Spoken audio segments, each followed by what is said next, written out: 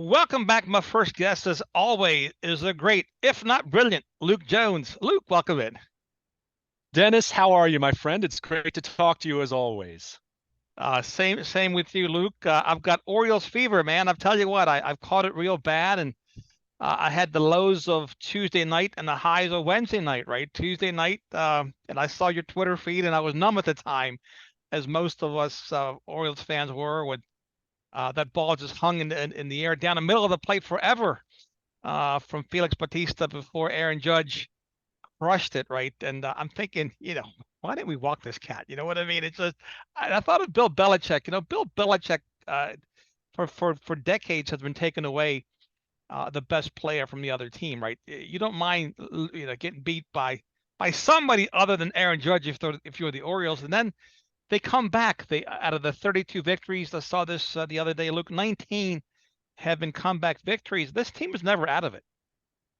They really aren't. And to go back to what you mentioned, the disappointment of Tuesday night, and it's Hmm. not even that they needed to walk him, just on 0-2, you can't throw that pitch, right? I mean, you Throw need the to ball into bury the the dirt four split times, or in the dirt four times. Let the guy think about swinging, right? But to throw it down the middle of the plate like that, and I don't care if the ball didn't break or whatever, it didn't do what it yeah. was supposed to, but you couldn't take that chance.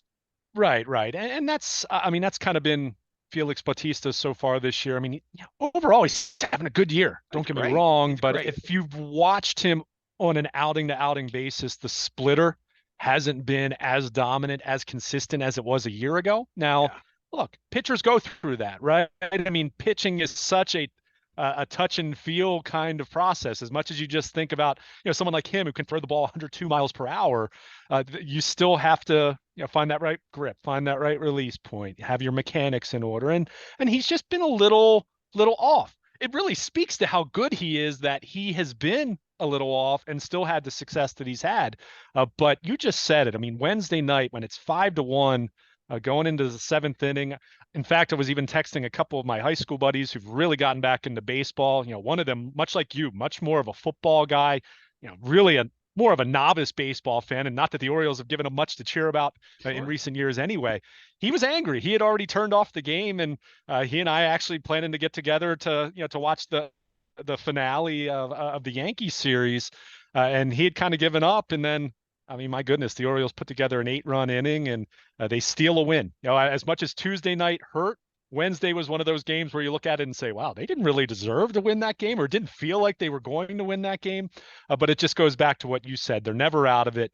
This team plays so many close games, which when you do that, you have to acknowledge you're going to have some outcomes like Tuesday night's game. So it's not like football where you play 17 games and each game carries such weight because there are only so many games to play. You play 162, you're going to have some wins where you say, "Wow, they really pulled that one out of you know what to win that one," and then they're going to have some losses where you say, "Yeah, that's a bad loss." That's one that you felt like you should have won, but that's just how this team's currently constructed. But you just said it, the resolve that they have shown, Hmm. the ability that they've shown to come back. Even in some of these games where it looks like it's going to be a blowout defeat, they make it interesting. They've got an X factor to them. And I am not someone who really buys too much into that narrative, especially in a sport like baseball, where I really, Buck Showalter used to always say that a team's going to seek its level and ultimately find its level at the end of 162. Yeah, you'll have some fluky things that happen. And, a player might have a fluky season every now and then, and a team might, play a little bit over their head. But generally speaking, over 162, you're going to find a team kind of winds up where they're supposed to be. And I don't know if the Orioles are going to finish with the second best record in baseball. I don't think they're that great, but they're really showing something. And we're almost to Memorial Day now. And I always talk about that kind of being the checkpoint for when I really start to try to assess where a team is, where a player is in an Hmm. individual season. And how can you not love what they've done? I mean, this latest road trip, another winning road trip where you go into it, you're saying, okay, you're going to Toronto. Rogers Center has kind of been a house of horrors for the Orioles, even going back to when they were really good under Buck Showalter. They generally did not play very well there. And to get a sweep and then to go to New York and suffer the tough loss, but then come back on Wednesday night. I mean, it says a lot about where this team is. And I think it says even more about where they're going. Again, do I think they're quote there yet? Probably not, because I still look on the pitching side and still look at the starting rotation and their heavy reliance on the bullpen, and that does cause me some concern over 6 months of the season. But that doesn't mean that they can't be a playoff team. That doesn't mean that they can't win games in the playoffs and make things interesting and advance and really be a force for other teams. But I think what's just so enjoyable about this, and we talked about this with the Braves series, the Braves and that Rays 6 game stretch that they had where they went 3-3, and then talking about this winning road trip, it is in recent years, teams would look at the Orioles and just kind of say, "Oh, this is a chance for us to get right, a chance for us to get healthy here." Playing a team that Sure. we're better than. Now they're looking at the Orioles and saying, this could be a dogfight for the next 3 games, 4 games, whatever the series might be. Again, the lows of Tuesday night and the highs of Wednesday night. I mean, it just speaks to how fun it's been, because if nothing else, and it goes back to what I was just saying, they're in every game, and it's too close for comfort on the winning side more often than not. And when they lose, it's one of those games where you say, well, they had their chances. So what more can you ask for when you're talking about being a baseball fan? If you're going to invest on a nightly basis watching them, it is compelling television every single night, or compelling when you go out to the ballpark, and it's been a blast to watch them. Yeah, I know that you love what you do for a living, Luke. It's obvious the passion and the love you have for all things that are sports, particularly the baseball and the Orioles. And I've got to give you a lot of credit, because the last, I don't know, decade it seems, the rest of us could have walked away at any point, any time. You had to sit there and cover a really bad baseball team. In fact, I saw Major League the other day with Bob Uecker, and he's making the announcement that, oh, just a little high and outside. I'm thinking, that's Luke Jones. That's Luke at the yard, 80 times a year, whatever the number is. And this has to be very sweet for you that you're actually, you're covering a team that they're not done after the third or fourth inning. They're not done, towards the end of the game. This has got to be such a turnaround and a joy for you to cover. It really has been. And look, I want to be clear, and I constantly remind Nestor of this because we talk about this, but the Buck Showalter era was a lot of fun too. I mean, that 2012 team. Right, but when No, did go that ahead. end, though? When did that end? What? Oh, right. I mean, it was fleeting. I'm losing track of time. I mean, so when was when did Buck leave? What year was that? His final year was 2018. That was the year that, I Was mean, it the really? bottom dropped out, and Gotcha. Okay. they were just horrible. But Seemed longer than that. 2012, right? 2012 was a blast because it was kind of where they were last year, in the sense that no one had any expectations, and then all of a sudden they were good, and that's how they were over the second half of last season, even if it ultimately didn't wind up with them in the postseason.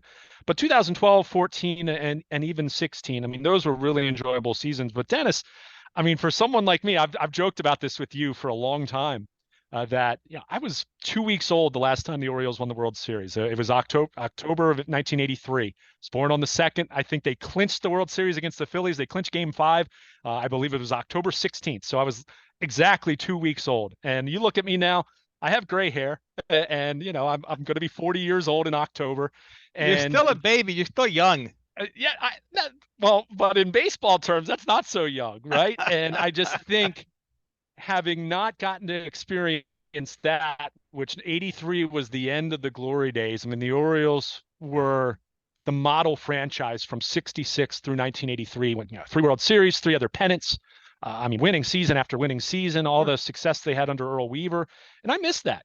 So my generation and younger, we have the stories, right? We have the older versions of seeing Brooks Robinson show up at the ballpark, seeing Jim Palmer call games, still seeing Cal Ripken come, and obviously I remember most of Cal's career, but it's just those memories, right? It's just those, talking to your parents or your grandparents or your aunts or your uncles or your neighbor, and anyone who got to live those glory days. My generation younger hasn't gotten to do that. And for most of the last 40 years, save for literally 5, 6, 7 seasons, somewhere in that neighborhood, it's been very, very forgettable, and it's been bad or really bad. So yeah, it is enjoyable. And I think what's exciting about this, and what is different about this compared to the Buck Showalter era, is you look at how young they are. You look at the state of the farm system still, even with the guys that they've graduated to the major leagues at this point.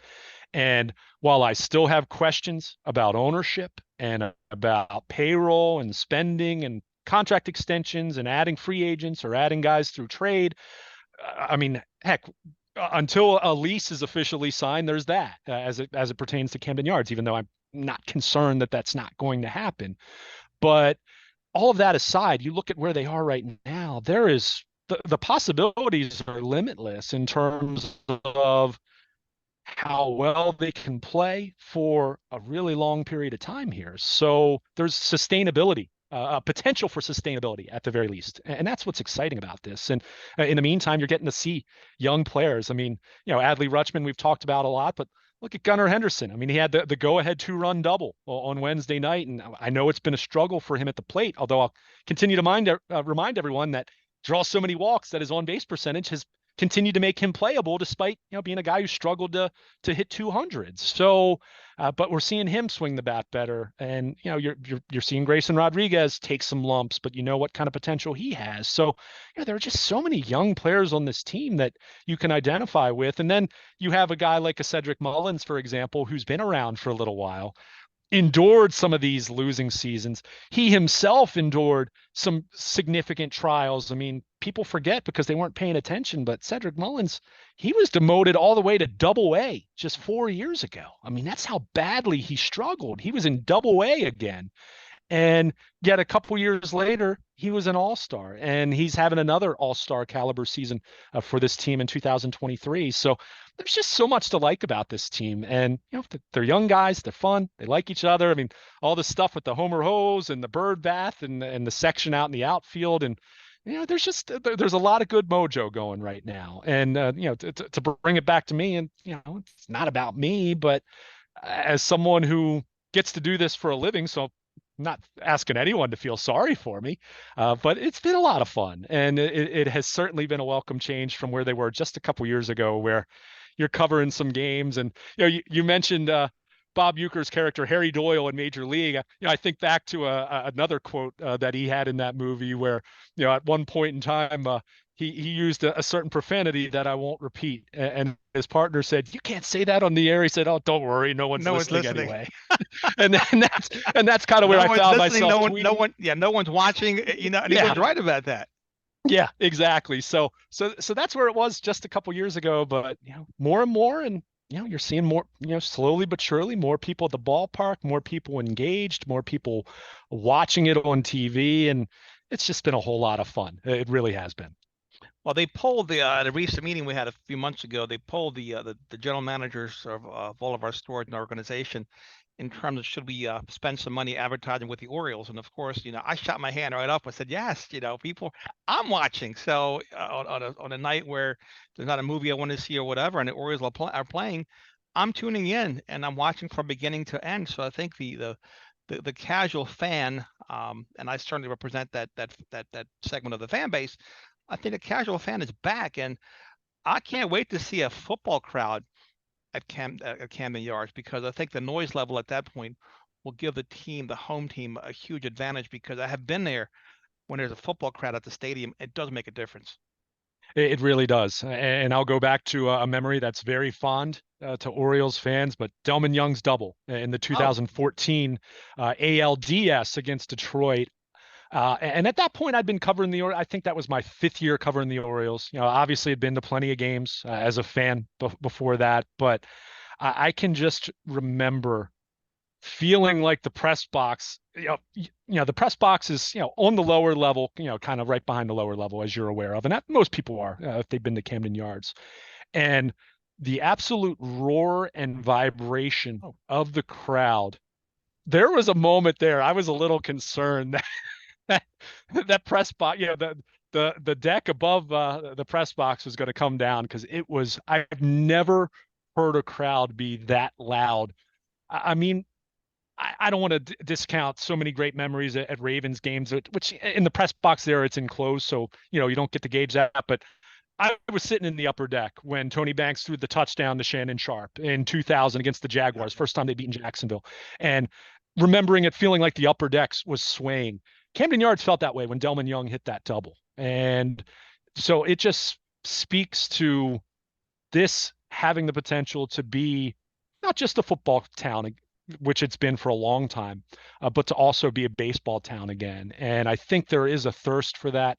And I want to remind people whenever I see people complain about attendance when they don't draw. Look, the Orioles squandered a lot of goodwill for a long time with They a lot did. of bad decisions, and that don't need to be rehashed at this point. We all are aware of it, but I think there are people that want to believe again, and you just mentioned it. I mean, I have people coming up to me in church on Sunday mornings who I've never really talked baseball with, and they've brought up the Orioles to me because they know what I do for a living, and that I'm around the team, and they've even asked me about it. So it really does speak to those casual fans or fans who had Yeah. long given it up, or just they've followed from afar but haven't really invested any of their time, money, or emotion into it, because why would you? Especially when they weren't even trying for several years here trying to rebuild. So it's fun. And again, I want to caution that it's important that they capitalize on this, that they take the next steps. Where they are right now isn't should not be the culmination. It's not the end game. It should be the beginning. So they still have work to do in that regard. But in the meantime, anyone who's still kind of reluctant about it, because I remember this happening in 2012 even, you know, seize the opportunity to just have fun with this, because it is a lot of fun. And again, even a game like Wednesday night where I wouldn't have blamed anyone for turning it off. They come roaring back, and suddenly, before you know it, they're winning. And even had the jam with Michael Givens, and they were Danny Coulomb, who was kind of the hero of the game, minimizing the damage there and allowing them to get to Bautista in the ninth inning for the save. It was a really big win, and I think it was just so encouraging for them on the heels of what happened Tuesday night. And again, just a little microcosm of what this team's been all about here in 2023. All right, so they bring in Adam Frazier, who has been a difference maker. I mean, every time I turn around, this guy's making a difference. He looks like he doesn't even look like a baseball player. I mean, when you look at some of the dimensions of the guys around him, but he's been awesome this year for the Birds. He really has been. And I have full disclosure here, Dennis. I didn't like that signing. I kind of I look at didn't where this team I didn't is. either. I thought that we're better off keeping Roughneck Odor at that position. Well, I'll disagree with you on that, just because he was just so inconsistent. But for me, it was much more. If you look at their farm system, so much infield talent. I mean, they have, for example, they have Jordan Westberg at AAA right now. Go look at his numbers. Yeah, Go he's look them up and see fantastic. what he's done. Yeah. So I think for me, it was much more a case of I really didn't understand why they were making this move. And look, I'm not going to sit here and say that I am totally signing off on it just because he's played well, but he's made a major difference for them. So And far.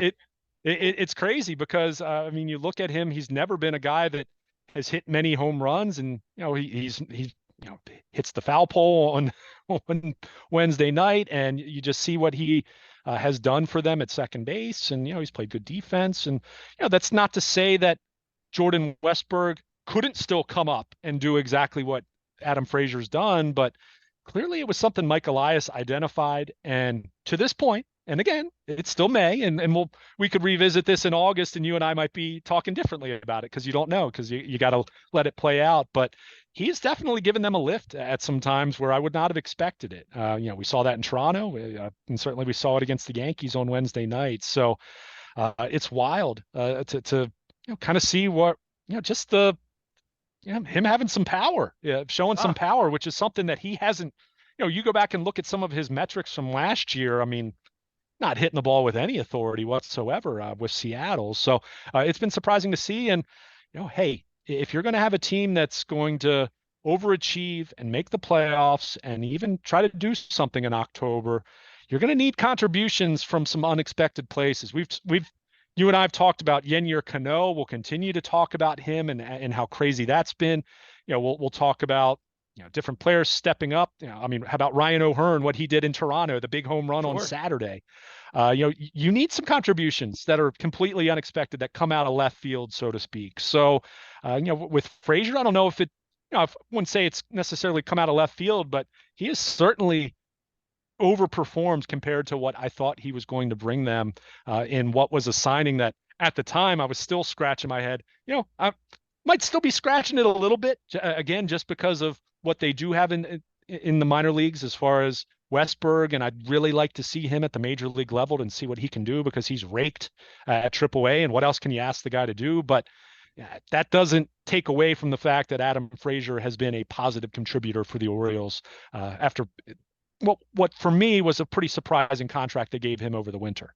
Yeah, I mean, I was at the game where with Shohei Ohtani was pitching, and he took Yeah, him deep. I mean, he did. it wasn't even it was you knew when the ball left his bat. Now, of course, Ohtani throws with great velocity, but here's the little guy just boom, put one down center field. Yeah, absolutely. And it's still early in the season, so it's not as though media have had a chance to get to know him to a high degree. But you do get the sense that he's one of those veteran presences, a veteran presence in the clubhouse that you need. And we talked about this. You mentioned Rougned Odor. As much as maybe his play on the field left something to be desired at times last year, although he certainly had his clutch moments, with a few home runs here and there. But you had Odor, you had Robinson Chirinos, who was the backup catcher last year, and you had Jordan Lyles, who really brought some of that veteran leadership for them that they needed, especially when Trey Mancini was traded. So you had that.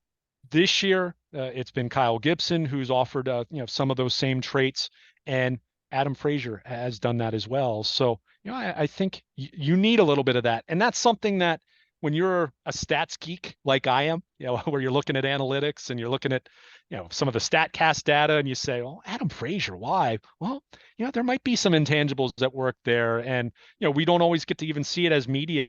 Some of the stuff that goes on behind the scenes in terms of a veteran player mentoring a young hitter. And sometimes it's not even about tips about their swing or about how to do this or that. Sometimes it's just how to be a pro. How do you handle the pressure? How do you handle struggling?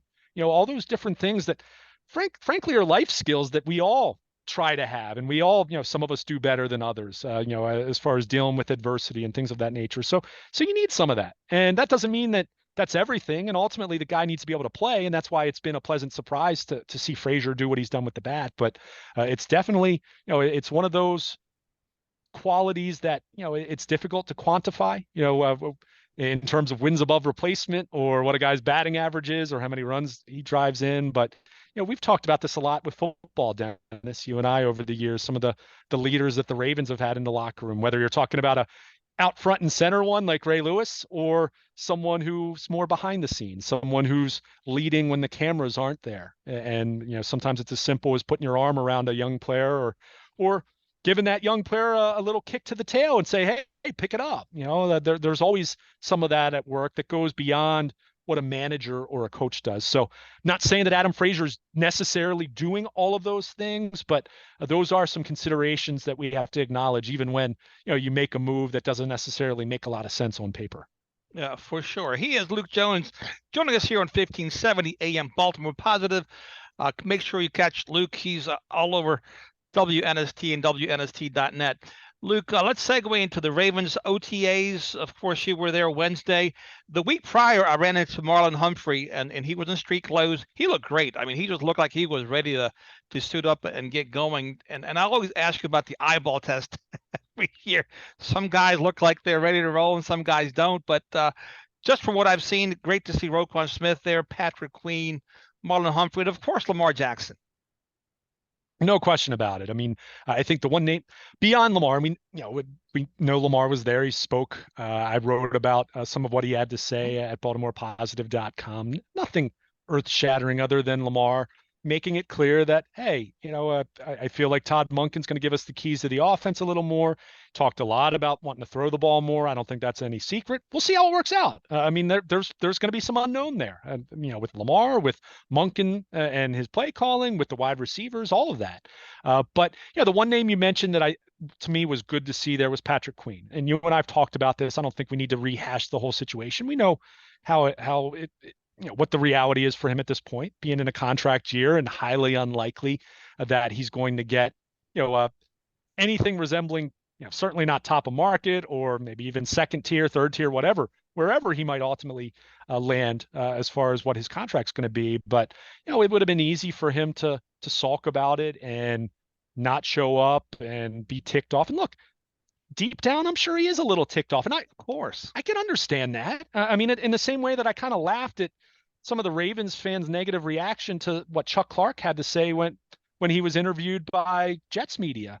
Yeah, Chuck Clark had been a good soldier and started multiple years. Then the Ravens added two safeties in the offseason. How do you expect them to feel? I mean, you got, and that's where we have to remember these guys, like, this is their livelihood. This is their business. This is their employer. They didn't grow up lifelong Ravens fans or anything like that. So, but in the case of Queen, I'm sure he's feeling a certain way about, how some of it's played out. But look, he has every incentive to be there, continue to learn from Roquan Smith, continue to get better playing next to Roquan Smith to just benefit in the same way that Ed Hartwell and Bart Scott and so many different Ravens linebackers benefited playing next to Ray Lewis for so many years.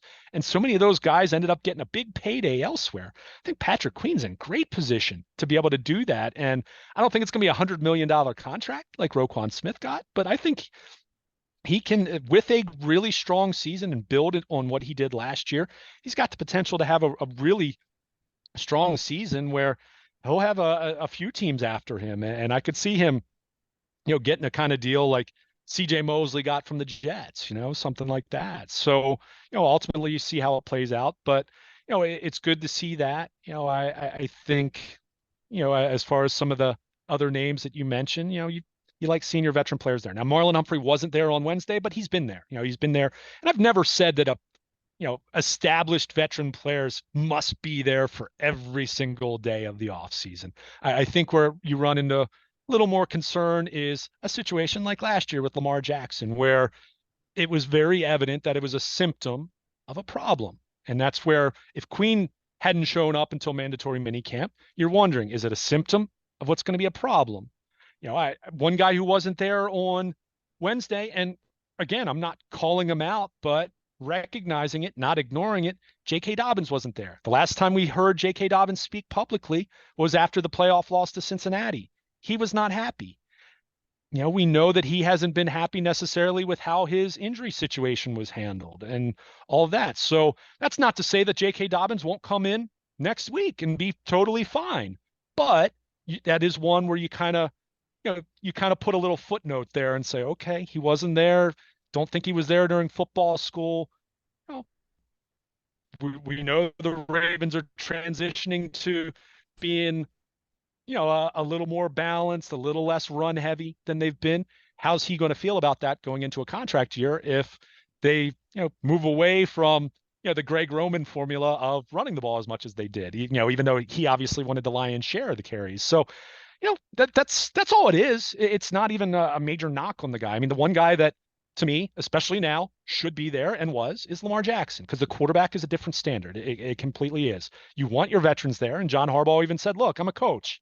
I want everyone there." That's how they're gonna. That's just how coaches are gonna be. I mean, they're wired differently. It's why they're as successful as they are. It's why they've gotten to the level that they've gotten.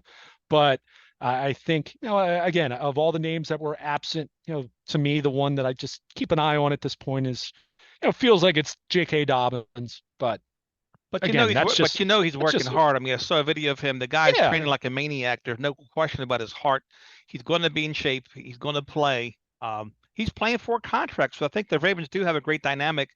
You need guys like J.K. Dobbins, Patrick Queen with a chip on their shoulder playing for that contract. You need those hungry young lions, just like you need the guys that have gotten paid, such as Lamar Jackson and Roquan Smith on both sides of the ball.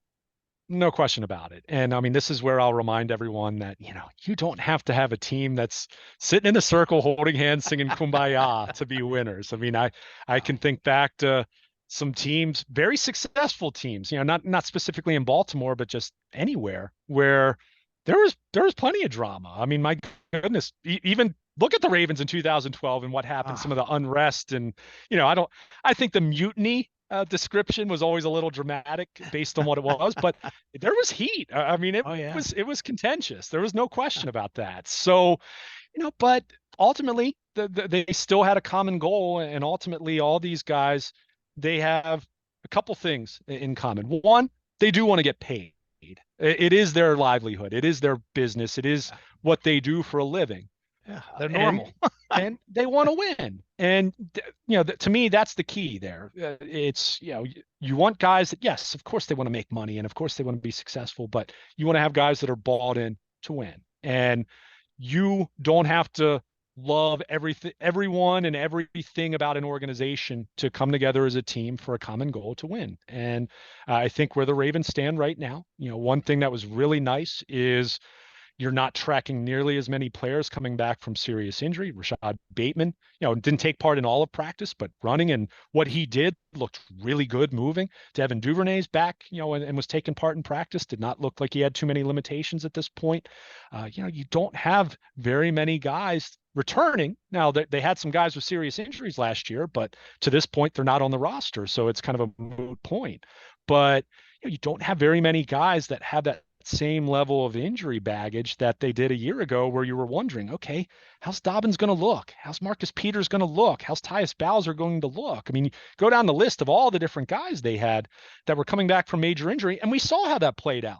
Some guys played and were healthy, and other guys had setbacks, or they weren't ready until mid-year, or they played and they weren't quite right. I mean, that's just how it works. So when you're at this point in the season, and you have most of your guys. I mean, there were a number of guys that weren't out there on Wednesday. And again, not to make too much of it, but you've got a healthy roster for the most part.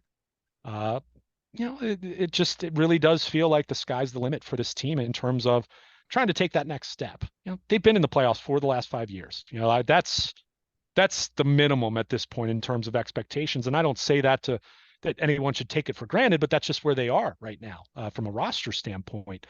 But for them to take the next step, they're going to have to, embrace a new offense. Guys putting in the work and learning Todd Monken's offense. The Ravens have to hope that that's a good fit.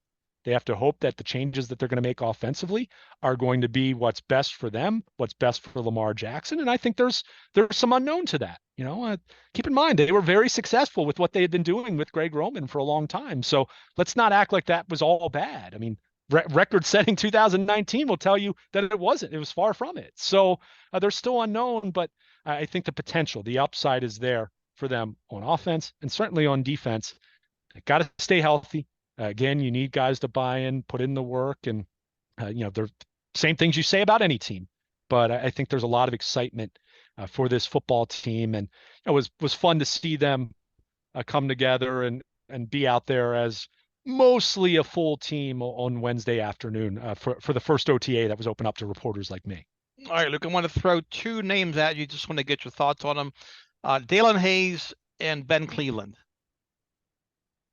Well, Dalen Hayes was actually waived this week. Right. He's done. I don't think he's going to come back at this point. I think it's just a case of, he's someone who flashed in the spring, his rookie year and last year, but just couldn't stay healthy. And I think that, John Harbaugh talks about it a lot with time on task. You just get to a point with some of these young players, especially later round picks, where they've just missed so much time that's just development they're not going to get back. I mean, it's one thing to talk about someone like a Ronnie Stanley, right, who was injured for the better part of 2 years, but he had built such a high baseline for the player that he was, and he's the 6th overall pick in the draft or whatever he was. You can come back from that, but when you have a guy who needs all this development and then he just misses so much time, it makes it really tough. In turn, because you mentioned Ben Cleveland, there are certain similarities there. Ben Cleveland hasn't missed nearly as much time, but he's missed enough time with nagging injuries that I think has stunted his development somewhat. And I do feel like this is such a critical year for him. I mean, the one position that you point to on this offense right now that is so wide open, and putting aside personnel groupings and okay, how much is Patrick Ricard going to be used with Todd Monken's offense compared to Greg Roman? He's still the starting fullback. So whenever they're using a fullback, he's going to be out there, right? Can he play left guard? That's what I want to know. Right. And he yeah, split exactly. his time between fullback, defensive tackle, tight end, and left guard. I think you're going to see him more inline tight end at this point than anything, which, had kind of happened a little bit, even going back to last year. I say in jest, of course, I know you are. But in the case of Ben Cleveland, I mean, left guard's wide open right now. And I think the early indications are he's going to be in the mix, but I think the other guy to not dismiss it in this equation is John Simpson, who started 2 years ago, all 17 games for the Raiders. And I'm not going to say that he played great, and he fell out of favor and ultimately was cut before last season. And that's why the Ravens signed him onto the practice squad and he signed a reserve future deal and all that. But I get the sense that he's someone who's going to get a long look, and I think he's someone that they like. And they just, I think what's key for that position, Dennis, and this is what Ben Powers was ultimately able to do for them, and I think that's why he held on to the job and ultimately up getting a big payday with Denver as a result. Whether not saying that even if the Ravens had the money that I would have wanted to give him quite that much money, but that's neither here nor there. The key for them at left guard, they got to find someone that gives them a high floor. Doesn't need to be a Pro Bowl player. Doesn't need to be an all pro. Like, you don't need this guy to be great. You need a guy to not be a liability there. You need a guy to, one, understand what he's doing. Two, stay on the field. Three, just don't mess things up. I mean, it's that simple. But because really, when you look at it, you're talking about a left guard that ideally, and again, this is assuming health, and you never want to take that for granted, but he's going to be playing next in between Ronnie Stanley, who we know whether he's going to get back to an all-pro level or not. We know he can play at a very high level and is healthy at this point in time. And Tyler Linderbaum, who to me, even though he still has some more growth to do, has every bit of ability to be a Pro Bowl, if not an all-pro center for the next 10 years. So you've got someone that's going to be playing between two really, good to really good players. Just find someone that can be dependable there. So if it's John Simpson, great. If it's Ben Cleveland, you'd really like that because you invested a third round pick in him. And to this point, he's been very underwhelming. So, you just want someone to emerge there. I don't think it's going to be Patrick McCary. I think he's much better suited for the swing tackle spot. I know Harbaugh mentioned Daniel Faalele, but they're still hopeful he's going to be their right tackle of the future. Sure. So, I think at left guard, I even asked Harbaugh just for clarification about Sam Mustipher, the Owings Mills native whom they signed, who was the starting center for the Bears. I asked Harbaugh if he was going to be in the mix at all at left guard. Sounds like, they kind of have him earmarked to be the backup for Linderbaum. And I think that's fine. That's kind of what I thought. But hey, as a reporter, sometimes you ask something that might even be perceived as a dumb question just to get clarification. So, from right now, where it stands, it really does feel like it's between John Simpson and Ben Cleveland. And I get the sense they like Simpson a little bit more than maybe you would think. And I get the sense still, even talking about it last year at this time, I think people would have predicted Ben Cleveland being the starting left guard a year ago at this time, just knowing where Ben Powers was contract wise. But I think that the heat's on him to, hey, it's time.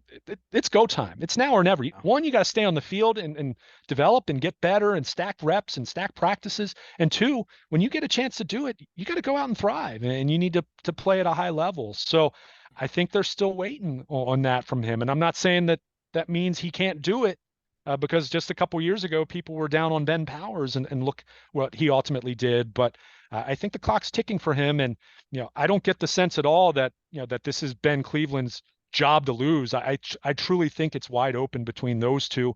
And we'll see if Eric DeCosta adds any other veterans in the mix between now and the start of the season, which is always a possibility. Yeah, of course, we have the June 1st cuts. They're always significant. And the other piece, Luke, is that this offensive line, look, they're not going to go pass happy. It's not going to be Air Coryell all of a sudden. They're going to still run the ball a fair amount of the time. But this offensive line will be tasked for being a better pass blocking unit in order to open up this offense. So they won't be that mauling. The linemen they have to have good feet, which Ronnie Stanley has. Linderbaum, I mean, across the line, they're really, really good, solid in both facets of run and pass protection. But that left guard spot, he needs to be, like you said, a player that they can depend on that can do both. Yeah. I mean, just give me an average starter. Just give me an average starter there. I think if you can get an average starter there, I think this offensive line's in great shape. I mean, this offensive line played at a high level last year. I think, even if they're going to be pass protecting more than they have done over the last couple of years, I think their pass protection was worlds better than it was the year before. And certainly they're still going to run the ball. I'll continue to remind everyone, and And to his credit, Lamar even walked back the 6,000-yard comment a little Good bit for him. I was glad to see in some that. of his comments yesterday. And look, that comment, we said this all along, that comment got way too much serious attention. I think that was much more tongue in cheek and much more just Lamar being enthusiastic about, hey, I'm going to get a chance to play in a, in his mind, a more normal NFL offense. And, whether that ultimately is going to be what's best or not, we're going to find out. It's going to be really interesting to see. But, he walked that back a little bit. And I'll remind everyone, look, we can look at Todd Monken in Tampa Bay and see how pass heavy they were in the Dirk Cutter, those years Sure. with just throwing the ball all over the field. But I mean, just go look at the Georgia offense the last couple of years. I mean, it had elements, and maybe not the play on a play-by-play basis and formation basis necessarily, but they ran the ball and they really featured their tight ends prominently. I mean, that sounds a lot like Greg Roman's, so, and that's not to say that I think that's going to repeat, because I do think it's very evident at this point that you're going to see a lot more 11 personnel. You're going to see them play a lot more spread out. I think you're going to see them play a lot more up tempo than they did under Greg Roman. And I'm all for all those things because, by the way, you can spread out and you can run the ball so well out of 11 personnel. When you look at the Rams, not the Matthew Stafford Rams, but the Jared Goff Super Bowl year, go look at what they did out of 11 personnel. They ran the ball incredibly well out of 3 wide receiver sets. And that's, before the knee issues caught up with Todd Gurley. So you can do that. And when you do that, you force a defense to spread out, and you force a team to play with lighter box count. And boy, that's just going to, theoretically, that should make things that much easier for J.K. Dobbins or Gus Edwards, or yes, Lamar Jackson when he runs the ball, which I still, Lamar talked about it, acknowledged running less, throwing more. I still think you want to be careful there, because we still have to acknowledge, yes, Lamar Jackson is a better passer than his worst detractors give him credit for. But if you're still going to come back to what truly makes him transcendent, what truly makes him a special talent, it is his legs. It is his athleticism. So you never want to eliminate that. To me, you don't want to diminish that too much. And if I have one concern now, and again, this is just on a surface level, my first blush reaction to all this, because I think we saw it some last year, I would hate to see Lamar become too reluctant to run to the point where it becomes detrimental to the overall offense. So, and that's where it's going to come down to coaching, right? That's where it's going to come down to Todd Monken and T. Martin, who's now the quarterback's coach, and John Harbaugh, and to remind Lamar that, hey, this is still a big part of who you are, and don't be ashamed of that. And that doesn't mean you can't throw the ball. That doesn't mean you can't have 300-yard games, and you've done that. You led the NFL in touchdown passes 4 years ago, so you've proven that. But don't feel like don't try to be something you're not either. So I think that's where you want to strike that right balance, and that's where, I said a concern. Maybe that's concern might be too strong, but I think that's a fair question at least to see how this is going to play out. You don't want Lamar to be so hell-bent, so focused on throwing the ball to Beckham and throwing the ball to Zay Flowers and throwing the ball to Bateman. And, oh, yeah, you have an all-pro tight end in Mark Andrews that you're not going to forget about, who's still their best receiver. Sure. And you've got Isaiah Likely, and go down the list of all these different weapons they have that their best play, and even if they relied on it too much in the past, and even if you have to dial that back some, especially as he gets older, their best play more often than not is still going to be those times where Lamar Jackson takes off, because there are a few things more exciting in sports than Lamar Jackson getting into the open field against a defense that's not ready for it. So I'd hate to see that go away too much at the expense of just trying to make this offense more conventional. I think the Ravens still want to zig while everyone else is zagging, and we've used that narrative for the better part of 4 or 5 years now. But I think it's just finding a new calibration for how that's going to look exactly. Great stuff as always from Luke Jones. Luke, please tell our listeners where they can find your social media or your blog, all the great stuff you do for Baltimore Positive and 1570 AM WNST. Absolutely. I encourage everyone to follow us on Twitter at WNST. You can follow me personally at Baltimore Luke, as I'll be back at the ballpark. Orioles return home over the weekend to start their next homestand. Check out my blog at baltimorepositive.com, sponsored by Coons Ford of Baltimore. My latest on Lamar Jackson, 12 Ravens thoughts. I'll have more on the Orioles as we get back to baseball at Oriole Park at Camden Yards in the coming days. Check that out at baltimorepositive.com. You want to be on the WNST Baltimore Positive text service, sponsored by Coons Ford of Baltimore. Any significant local sports news sent directly to your mobile device via the WNST Baltimore Positive text service. And of course, anything throughout the week on AM 1570 with Nestor.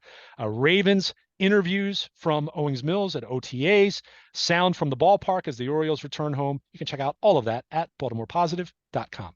All right, my friend. Always a pleasure. Do great things. Enjoy your weekend. You got wrestling coming up. All kind of great stuff. Thanks, Dennis. Enjoy the holiday weekend, and we'll talk next week. You got it. Thanks again. There he goes, Luke Jones here, 1570 AM, Baltimore Positive. WNST will take a quick break and come back right after this.